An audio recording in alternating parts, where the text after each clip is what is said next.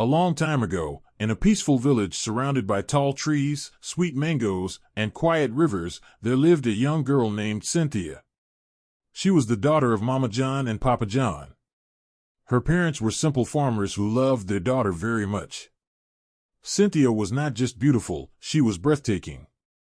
Her skin glowed like ripe palm oil under the sun, her eyes sparkled like stars, her lips were red and full, her waist was slim, and her hair was thick, long, and black like night. People said the gods took their time to mold her. But with that beauty came a heart full of pride. Every morning, while others were working, Cynthia would wake up, wash her face, oil her skin, and sit in front of a small mirror her father had bought for her from a trader. She would twist her neck left and right, pout her lips, bat her lashes, and laugh, ha ha. She would giggle, "Who is more beautiful than Cynthia? No one, not in this village, not in this world." She would whisper to herself, "Cynthia, you are like a goddess. You deserve to marry a king, not just any king, but the richest, most powerful, most handsome king ever." Her mother would come into the room and sigh. "Cynthia, please help me peel the yam. We need to cook before your father returns from the farm." But Cynthia would hiss, "Me peel yam? My fingers are too fine to touch dirty yam. Let John or James do it, they are not as beautiful as me." Her mother would shake her head sadly and walk away. When other girls went to the stream to fetch water, Cynthia stayed behind to brush her hair. When the women swept the compound, she sat and painted her nails with palm oil and crushed hibiscus petals. When the village gathered for community work, Cynthia stayed indoors and posed in front of her mirror. Even the mirror seemed tired of her face. Her friends loved her, but she didn't return their kindness. One by one, they began to marry, first Zara, then Queen, then Mark. But they didn't marry rich men, they married humble farmers, hunters, and fishermen. Cynthia laughed at them all. "Ha! Zara, look at your husband, his teeth are like roasted corn. Queen, your man rides a bicycle. Mark, yours doesn't even have shoes. What a joke." They tried to ignore her, but sometimes they cried in secret. Still, they were happy in their marriages, and that made Cynthia even more jealous. "Let them enjoy their poor love," she would say.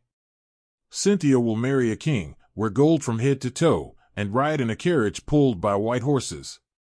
One market day, the village was alive with sounds and colors. Women were selling tomatoes, peppers, and fresh okra, children were running and laughing, drummers played soft beats under a mango tree. Cynthia dressed herself in her finest wrapper and a shiny blouse that glistened like the morning sun. She tied her hair with bright red cloth, rubbed palm oil on her skin to glow, and then walked to the market like a queen. Her waist danced as she walked. People stopped to look. "She's beautiful," one whispered, "but her heart is empty." An old woman muttered, "She walks like the ground owes her something." A young boy giggled, but Cynthia didn't care, she loved the attention. Suddenly, she bumped into someone. Her basket fell, so did the other person's firewood. It was Mama Michael, the oldest and most respected woman in the village. Her back was bent from age, her hands shaky, and her legs slow. The firewood scattered all over the place, and the old woman fell to her knees. Everyone gasped. "Oh no, that's Mama Michael." Cynthia stood tall, looked down at her, and said with disgust, "Why are you standing in my way like an old goat? You ruined my outfit. Do you even know who I am?" The old woman looked up, her voice calm, "My child, I'm sorry. My eyes are not as sharp as they used to be." "Then stay in your hut." Cynthia shouted. "Don't bring your rotten wood near my beautiful clothes again." People began to whisper, "Apologize, Cynthia. She's an elder, she's old enough to be your grandmother." But Cynthia turned her back, hissed, and walked away. Mama Michael picked up her firewood, slowly shaking her head. Then she raised her hands to the sky and said in a voice like thunder, "Cynthia, the mirror you worship will soon turn its back on you. May your beauty melt like candle wax, may your pride become your prison. You shall not see beauty again until you live with the ugliest man on earth. Then, and only then, shall your heart learn." The market went silent, even the birds stopped chirping. That night, Cynthia looked into her mirror and felt a strange heat on her skin. She laughed nervously. What kind of joke is this? But the mirror cracked slightly. Her reflection shimmered. The next morning, Cynthia screamed so loud the entire village heard, "What is this? This is not me." Her smooth skin had become rough like sandpaper, her nose had grown wide, her once full lips were dry and cracked, her hair was falling out in patches, her once beautiful eyes were dull and lifeless. She ran outside crying, chickens scattered, children screamed and ran. "Mama! Mama, look at me," she wept. "Mama, I'm cursed. Look at what has happened to your beautiful daughter." Mama John wept too. "My daughter, this is the result of pride. You hurt Mama Michael, you refused to listen, you mocked others. I'll apologize. I'll say sorry. I'll give her food. I'll sweep her hut." Cynthia cried. But when they went to Mama Michael's hut, the old woman was not there. No one knew where she had gone. Cynthia became a shadow. Her mirror was covered with cloth, she no longer walked proudly, she stayed indoors, hiding. Villagers gossiped, "Did you hear what happened to Cynthia? Her beauty vanished like smoke, now she looks like a palm kernel shell." The once proud Cynthia was now silent, humble, and lonely. And that was when a mysterious traveler arrived in the village. He wore a long robe, his face was hidden by a straw hat. He asked for Cynthia and gave her a message: "Your curse can only be lifted if you marry the oldest, ugliest man alive, a man with rotten teeth, smelly skin, and a heart full of demands. Marry him not with your body but with your soul. Only then shall you be free." Cynthia cried for days. Must I marry a monster to become whole again? But deep inside, she knew this was her test. Her journey of pain and transformation had just begun. Cynthia sat alone in her room, refusing food. Her skin had grown worse, her beauty, once her pride, had become her sorrow. The villagers stopped whispering, they no longer feared or envied her, some even pitied her. One morning, there was a loud knock at the door. Her mother opened it, and there stood a strange man, short, hunched, with a big belly, a long white beard, skin as wrinkled as dried okra, mouth with only 3 brown teeth, and a long walking stick that made a thump with every step. His clothes were mismatched and torn, his eyes were sharp like a lizard's, his breath smelled like old snails. "I am Judas," he said with a crooked smile. "I have come to marry Cynthia." Mama John nearly fainted. "Marry? Who, Cynthia?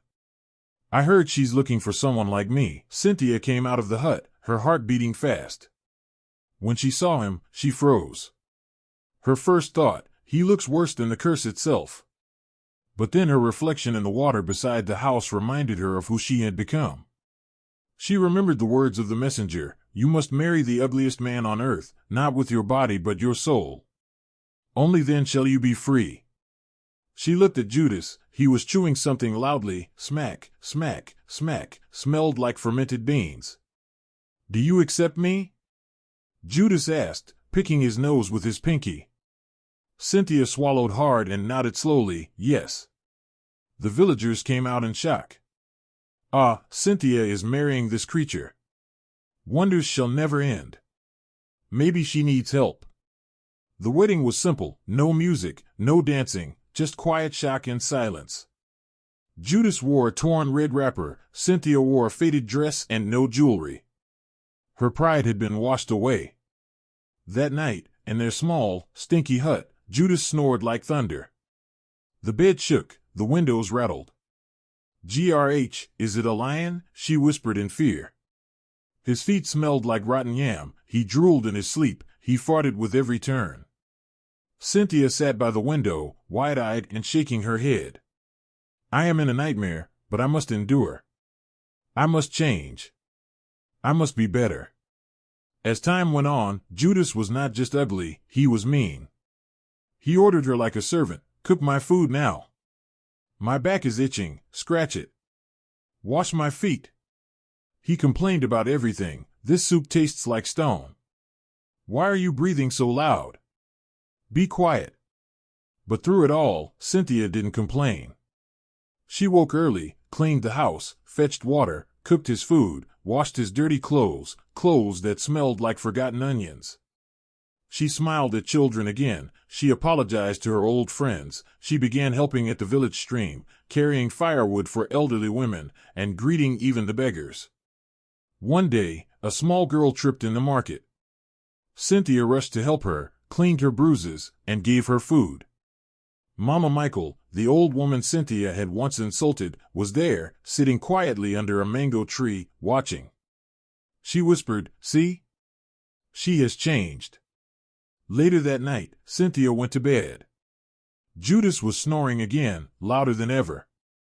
She looked up at the moon through the window and whispered, "If I ever become beautiful again, I promise I will never laugh at anyone again.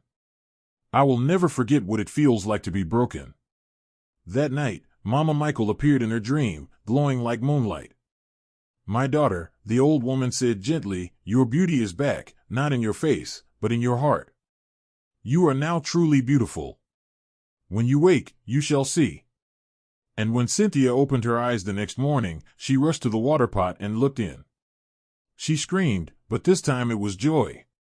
Her skin was smooth, her eyes were bright, her hair was full again, her lips glowed. Her beauty had returned, but stronger, deeper, fuller. She ran outside singing. The whole village gathered. She is beautiful again. The curse is broken. Judas came out blinking. He saw her and stepped back. "You're not my wife is ugly." Cynthia smiled kindly.